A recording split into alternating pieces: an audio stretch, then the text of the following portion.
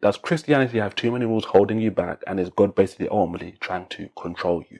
That's what we're going to talk about in today's video, so let's basically jump into it. So really and truly, when you get to the very nuts and bolts of Christianity, there's basically two governing rules, and they are: thou shalt love the Lord thy God with all thy heart, and with all thy soul, and with all thy mind. This is the first and great commandment, and the second like unto it: thou shalt love thy neighbor as thyself.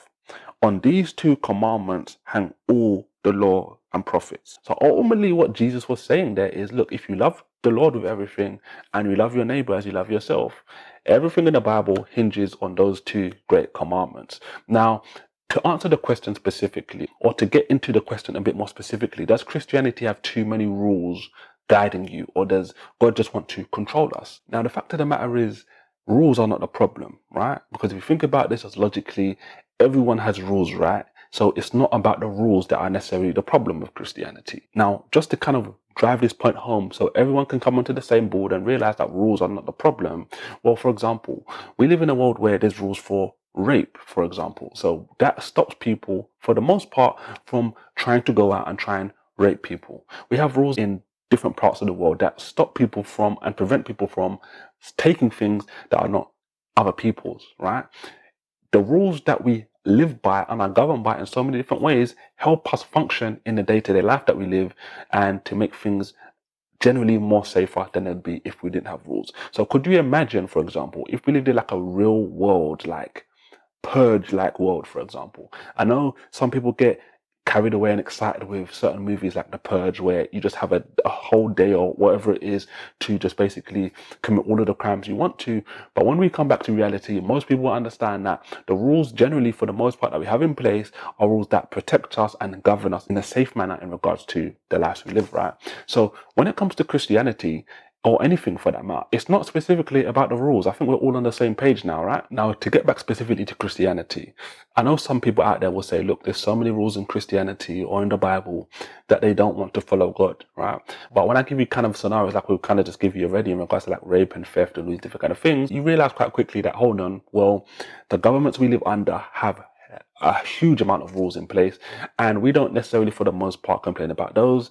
Well, in our own houses we have specific rules, and we expect our children or our younger siblings to basically adhere to those rules. In different settings we have rules, right? When we go out to certain places, there's rules.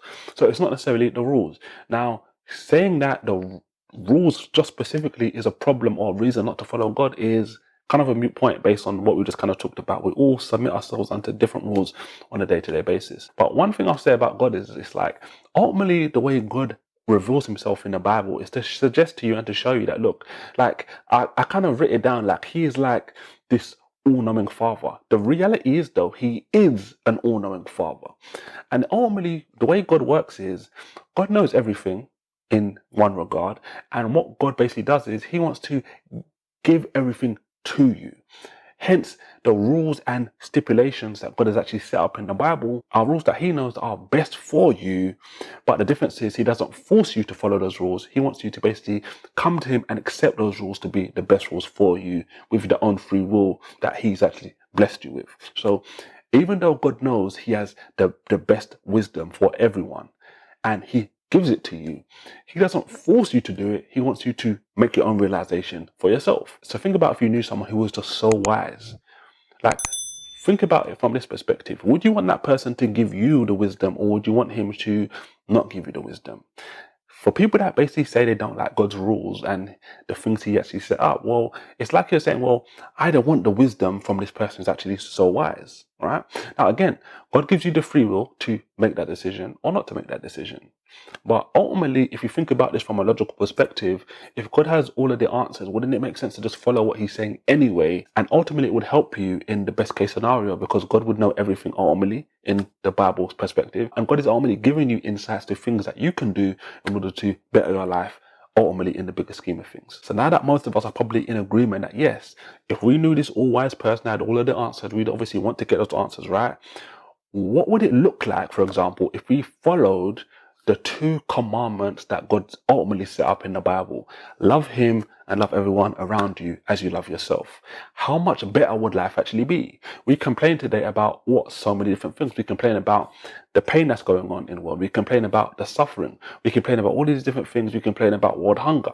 And the fact of the matter is, if we loved God with everything and we loved our neighbors like we loved ourselves, so many of the problems that we complain about today would be non-existent. We'd be helping each other on a day-to-day basis as one big happy family, so to speak. So the fact of the matter is that the rules ultimately that God sets in place for you are things that we cry about and moan about in so many different aspects, but when the ultimate wise person gives you those answers and gives you the way to actually navigate in a successful manner, what do? We say, look, we don't want those rules, God, because you're trying to control us, even though God has given you free will, the complete opposite of control, and is basically saying, look, even though I'm not going to control you in that regard, I'm basically going to give you the answers. Love me, love everyone around you, and that will ultimately give you the best results while you're here on earth. Now, the fact of the matter is, if we decided to love God with everything and love our neighbors just as we loved ourselves, there would be world peace, there would be no hunger, and everyone would be navigating the world in their day-to-day life, trying to help everyone else. Things would actually be perfect. Now, to be completely honest with you, Christianity is the only belief system that teaches that everyone should love everyone just as they love themselves, with free will attached to it. It's not that, you know what, you love everyone by force. God basically sends out the message and says, look, love me, love everyone equally, and let's do it under free will. Now imagine if everyone with their own free will decided, look, you know what, God's wisdom is the best wisdom. He knows everything. Let's listen to that wise person, right? We're going to love God and we're going to love everyone. We would literally, again, go back to the things I mentioned previously. We would have world peace, would have no hunger, and everyone would be working in life in order to basically help one another progress. Now, these are the two rules that command us to do this. And these two rules that command us to do that, we believe because we believe that Jesus basically died for our sins and made us acceptable for heaven or worthy for heaven. And all you have to do is literally believe. And tell me, what is so bad about that?